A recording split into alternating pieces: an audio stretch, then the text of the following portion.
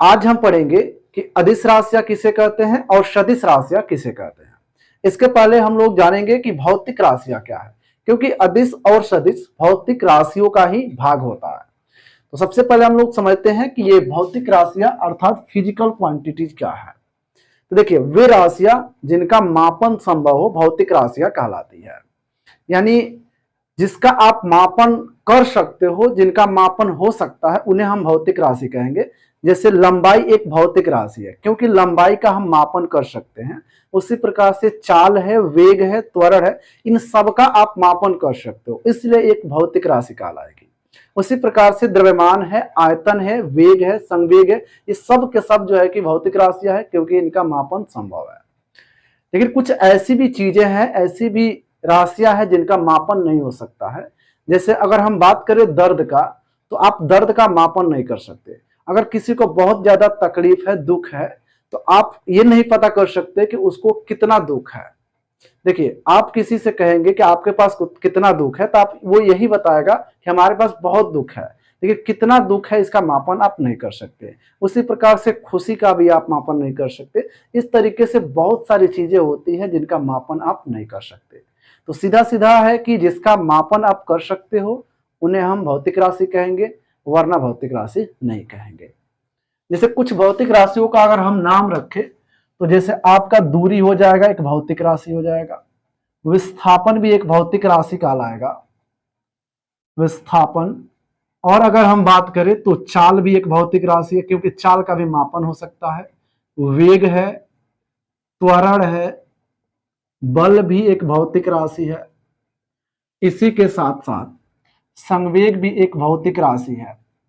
द्रव्यमान का भी आप मापन कर सकते हो, तो द्रव्यमान भी एक भौतिक राशि है।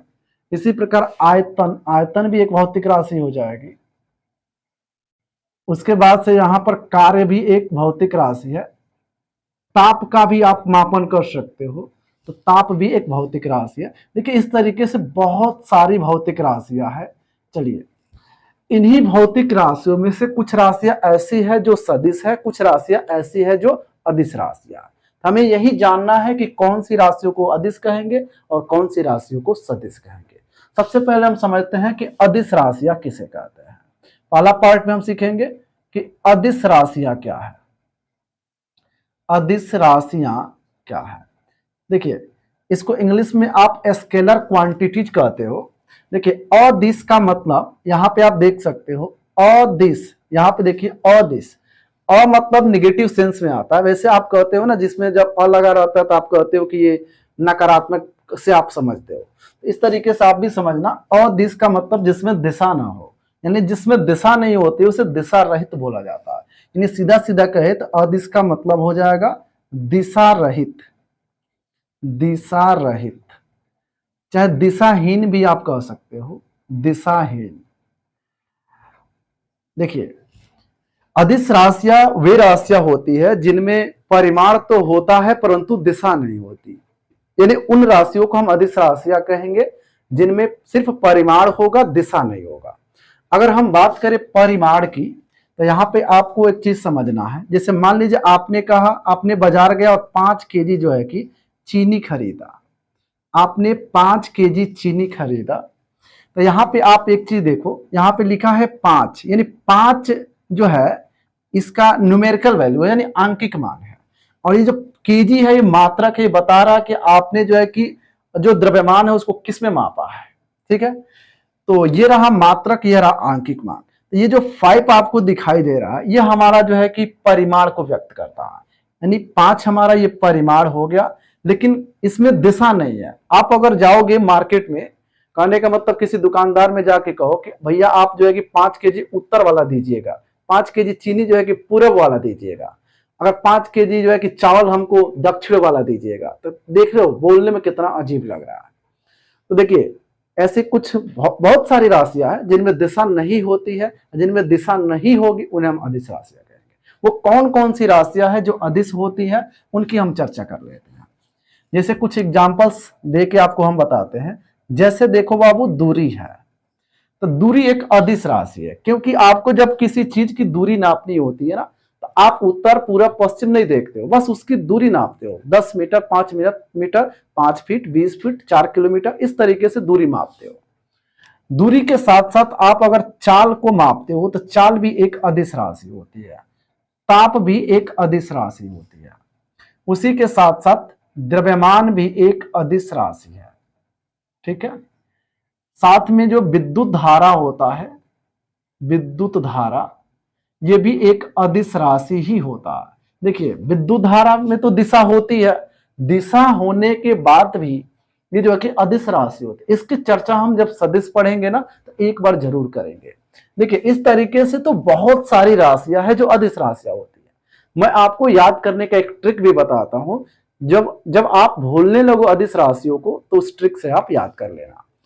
हमारे पास ट्रिक है, अदिश राशियों को याद करने का जो ट्रिक है वो ट्रिक ये है, उस आर्द्रता को चाबी दो, उस आर्द्रता को चाबी दो। इस ट्रिक से आप अदिश राशियों को याद कर सकते हो। देखिए कैसे, जिसमें इसमें ऊ का मतलब हो जाएगा ऊर्जा हो जाएगा, ठीक है, यानी ऊर्जा एक अदिश राशि है। स का मतलब हो जाएगा समय, यानी समय एक अदिश राशि है। और आ का मतलब आर्द्रा में जो आ है उसमें आ का मतलब हो जाएगा आयतन, क्योंकि आयतन भी एक अदिश राशि है।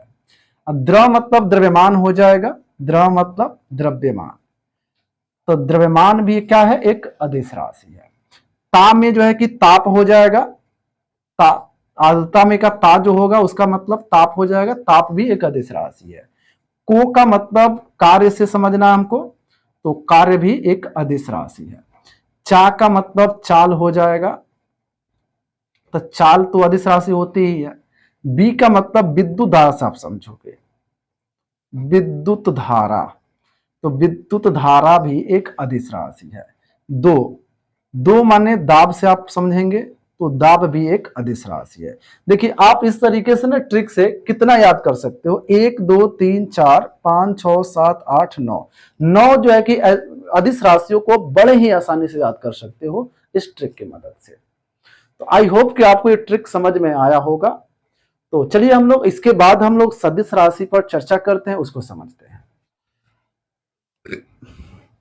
अब हम लोग बात करते हैं कि सदिश राशियां किसे कहते हैं। तो देखिए सदिश राशियां अर्थात वेक्टर क्वांटिटीज। तो बात करेंगे कि सदिश राशियां क्या है। इसमें आप एक चीज देख पा रहे हो, इसमें देखो सदिश लिखा है, यानी स का मतलब पॉजिटिव सेंस से हम लोग लेंगे, यानी सदिश का मतलब जिसमें दिशा सहित आप बोल सकते हो। जब अदिश को दिशा रहित कहोगे तो ये होगा दिशा सहित, यानी जिसमें दिशा भी हो, दिशा सहित। देखिए इसको अगर डिफाइन करना हो तो आप ऐसे कर सकते हो, विभौतिक राशियां जिसमें परिमाण के साथ साथ दिशा भी होती है तथा जो योग सदिश के नियमों का पालन करती हो। देखिए हमने इसमें 3 बातें बताई, यानी विभौतिक राशियां जिनमें परिमाण के साथ साथ दिशा भी होती हो तथा वे सदिश योग के नियमों का पालन भी करती हो। यानी परिमाण के साथ साथ, परिमाण के साथ साथ दिशा होना तो जरूरी है, मगर योग सदिश के जो नियम होते हैं, योग सदिश के जो नियम होते हैं, के नियम जो होते हैं उसका भी पालन करना जरूरी है। यानी वे भौतिक राशियां जिनमें परिमाण के साथ साथ दिशा होती है तथा वे योग सदिश के नियम का पालन करती है, सदिश राशियां कहलाती है। जैसे अभी हम लोग चर्चा कर रहे थे ना विद्युत धारा की, देखिए विद्युत धारा में दिशा होती है मगर ये योग सदिश के नियमों का पालन बिल्कुल नहीं करती है। इसका मतलब ये विद्युत धारा दिशा होते हुए भी जो है कि अदिश राशियां कहलाती है। कुछ बात करें सदिश राशियों की, तो जैसे देखिए दूरी एक अदिश राशि है तो विस्थापन जो होती है वो एक सदिश राशि होती है, यानी विस्थापन एक सदिश राशि होती है। वेग भी एक सदिश राशि होती है, संवेग भी एक सदिश राशि होती है। इन सब में जो है कि परिमाण के साथ साथ दिशा होती है तथा योग सदिश के नियमों का पालन भी करती है। जैसे आपने अभी पढ़ा कि द्रव्यमान एक अदिश राशि है, लेकिन जो भार होता है वो एक अदिश राशि होती है। भार जो हमेशा किसी भी वस्तु को पृथ्वी जिस बल से खींचती है उसे ही तो भार कहते हैं।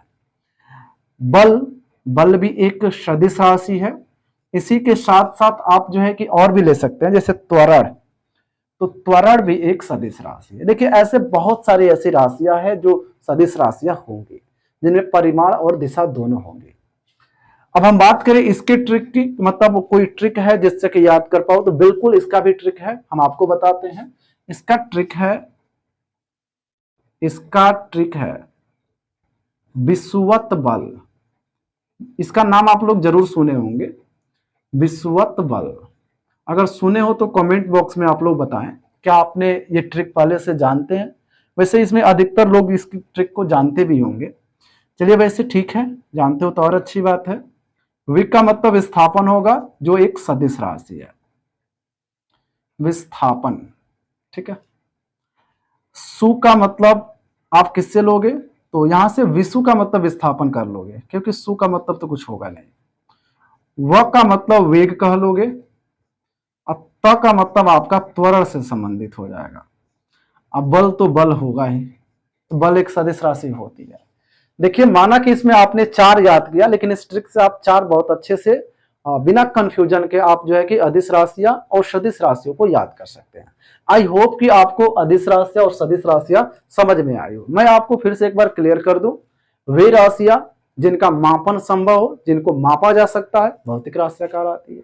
वे राशियां जिनमें परिमाण के साथ साथ दिशा, सॉरी, वे राशियां जिनमें परिमाण के साथ दिशा नहीं होती है, अदिश राशियां कहलाती है। वे राशियां जिनमें परिमाण के साथ साथ दिशा भी होती है, तथा जो योग सदिश के नियमों का पालन करती है, उसे हम कहते हैं सदिश राशियां। अगर परिमाण और दिशा के साथ साथ अगर योग सदिश के नियमों का पालन नहीं करती है, तो सदिश राशि नहीं कहलाएगी। जैसे इसका जीता जागता जो है कि उदाहरण है विद्युत धारा।